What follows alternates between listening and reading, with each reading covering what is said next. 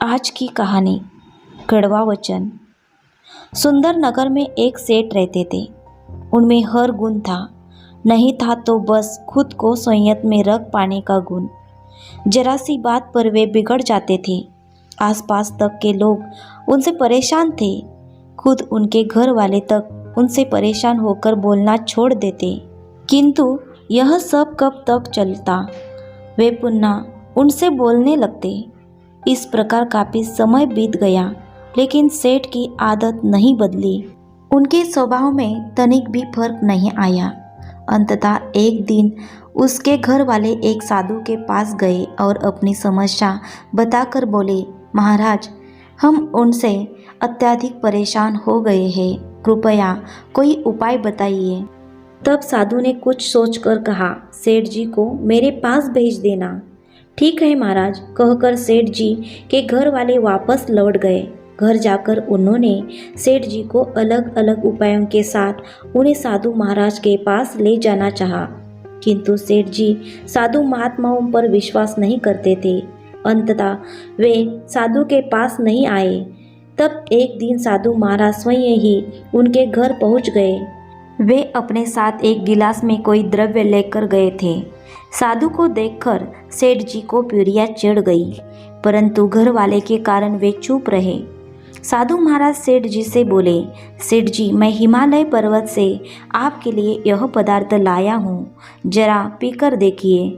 पहले तो सेठ जी ने आनाकानी की, परंतु फिर घर वालों के आग्रह पर भी मान गए। उन्होंने द्रव का गिलास लेकर मुंह से लगाया और उसमें मौजूद द्रव को जीभ से चाटा। ऐसा करते ही उन्होंने सड़ा सा मुंह बनाकर गिलास होठों से दूर कर लिया और साधु से बोले, यह तो अत्यधिक कड़वा है। क्या है यह? अरे, आपकी जबान जानती है कि कड़वा क्या होता है? साधु महाराज ने कहा, यह तो हर कोई जानता है। कहते समय सेठ ने रहस्यमयी दृष्टि से साधु की ओर देखा।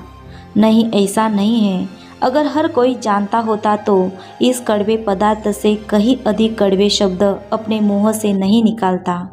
सेठ जी वह एक पल को रुके, फिर बोले, सेठ जी, याद रखिए, जो आदमी कटु वचन बोलता है वह दूसरों को दुख पहुंचाने से पहले अपनी जबान को गंदा करता है।